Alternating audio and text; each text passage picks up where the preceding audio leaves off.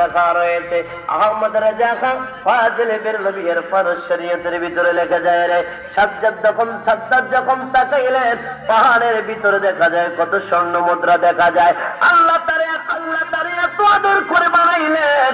এ দুনিয়ার মানুষ, ও আমার যুব সমাজ শুনে রাখো রে, যুবক ভাইয়ারা রে, বৃদ্ধ বাবারা, পর্দানি সীমা বোনেরা শুনে রাখো রে, মা যে আল্লাহ তোমারে আদর কইরা এত মায়া কইরা মায়ের কাছে তোমারে রাইখা একদিন নয়, দুদিন নয়, 3 দিন নয়, 4 দিন নয়, আল্লাহ কোন পায়া কোন বললে হয়ে যায়। আল্লাহ কোন পায়া কোন বলে নাই।